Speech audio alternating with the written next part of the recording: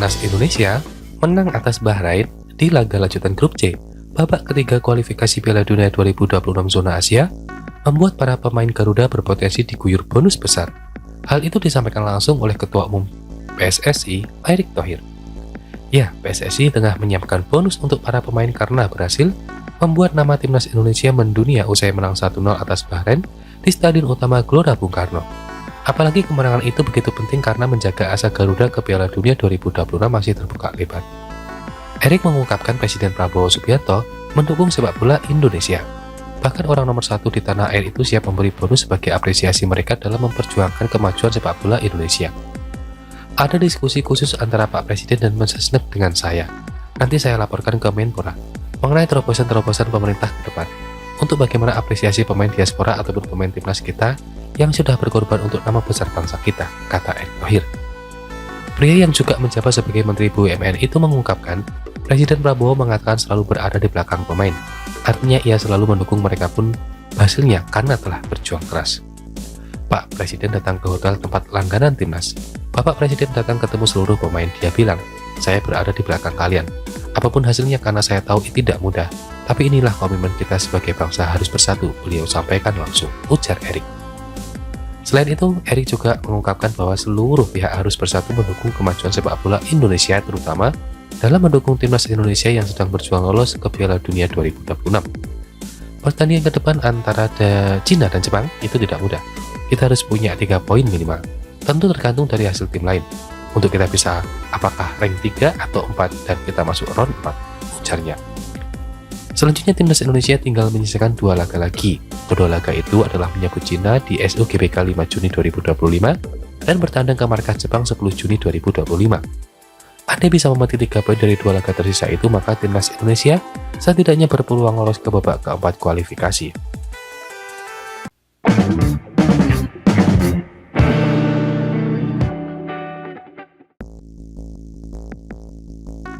Almer City, klub yang dibela gelandang timnas Indonesia Tom Haye, mengadakan acara makan siang yang berbeda. Dengan tema multikultural, para pemain dari berbagai negara harus membawa makanan khas dari tempat asalnya. Melalui unggahan foto di sosial media klub, para pemain terlihat dengan bangga menyajikan makanan yang dibawanya. Pada hari Selasa kami mengadakan makan siang multikultural tahunan, di mana setiap pemain membawa hidangan dari negara asalnya, tulis caption di postingan. Dari berbagai makanan yang dibawa, ada makanan khas Indonesia, lemper ayam, yang tampaknya dibawa oleh Tom Haye. Dari lemper ayam Indonesia, Vitjes Tanjung Verde, ikan haring Belanda, kabeli Afghanistan, cara yang bagus untuk merayakan banyaknya kebangsaan di tim kami, tutup caption tersebut. Kesukaan Tom Haye pada lemper ayam memang bukanlah hal yang baru. Dalam channel YouTube-nya, gelandang 30 tahun tersebut memang suka makan lemper di Belanda. Jika di Indonesia memakai daun pisang, maka di Belanda lemper hanya dibungkus plastik. Saya suka makan ini di Belanda, tetapi di Belanda mereka tidak menggunakan daun pisang, mereka hanya menggunakan bungkus plastik, jadi langsung terlihat, tutur Tom Haye. Selain lemper, pemain nomor punggung 19 tersebut juga sangat menyukai nasi goreng dan sate ayam. Bahkan ketika Tom Haye tiba di Indonesia, dia langsung memesan makanan tersebut. Saya katakan pada hari pertama saya memesan nasi goreng dan sate ayam, ujarnya. Di sisi lain, pada kemenangan 2-0 melawan William, Tom Haye memberikan 1 assist untuk gol Marvin Martin. Saat ini Almer City masih bertengger di posisi ke-18 klasemen sementara dan berjuang untuk keluar dari zona degradasi.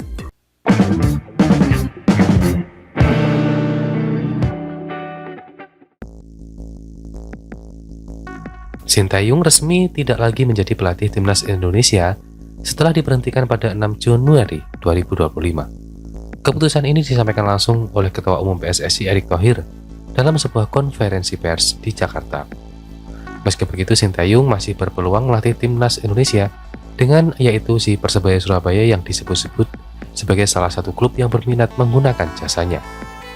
Pergantian kursi pelatih timnas Indonesia berlangsung cepat dengan Patrick Kluivert yang langsung diumumkan sebagai pengganti Sintayong pada 8 Januari 2025. Meski demikian, banyak pihak yang tetap mengapresiasi pencapaian Sintayong selama menangani timnas Indonesia. Di bawah arahannya, timnas Indonesia mencatat sejarah dengan mencapai 16 besar Piala Asia 2023, menembus semifinal Piala Asia 2023 dan 2024 untuk U23 dan lolos ke babak ketiga kualifikasi Piala Dunia 2026 untuk pertama kalinya tentu. Sementara itu, di Liga 1 Persebaya Surabaya tengah mempertimbangkan berbagai opsi untuk musim depan, termasuk kemungkinan merekrut pelatih baru. Direktur Operasional Persebaya Chandra Wijaya mengakui bahwa evaluasi terhadap performa tim terus berjalan. Nasib pelatih Paul Munster juga belum bisa dipastikan, dengan 7 pertandingan tersisa menjadi tolak ukur penting dalam menentukan masa depannya. Tim ini harus meraih hasil maksimal sampai akhir musim, jadi terkait evaluasi baik itu pemain atau pelatih masih berjalan. Kalau pelatih juga tentu kita pantau sampai akhir musim ini, kata Wijaya yang tentunya kita utip. Saat ini Persebaya Surabaya berada di peringkat ketiga, klasemen sementara dengan 48 poin. Tertinggal 9 poin dari Persib Bandung yang berada di puncak. Meskipun belum ada konfirmasi resmi nama Sintayong disebut-sebut masuk dalam radar Persebaya untuk musim depan. Chandra Wijaya sendiri enggan mengungkapkan secara spesifik siapa saja kandidat pelatih yang tengah dipertimbangkan. Tidak spesifik pelatih tertentu, tapi yang jelas kami melakukan proses untuk mendapatkan pelatih yang cocok musim depan. Saya tidak bisa jelaskan prosesnya seperti apa, ungkapnya. Jika Persebaya benar-benar ingin merekrut Sintayong, maka keputusan ini bisa menjadi kejutan besar di Liga 1. Kembalinya pelatih asal Korea Selatan tersebut ke sepak bola Indonesia tentunya akan menjadi daya tarik tersendiri bagi kompetisi domestik. Namun, segalanya masih bergantung pada keputusan manajemen Persebaya dan kesiapan Sintayong untuk kembali melatih di Indonesia. Kami tidak mau tergesa-gesa untuk menentukan posisi pelatih.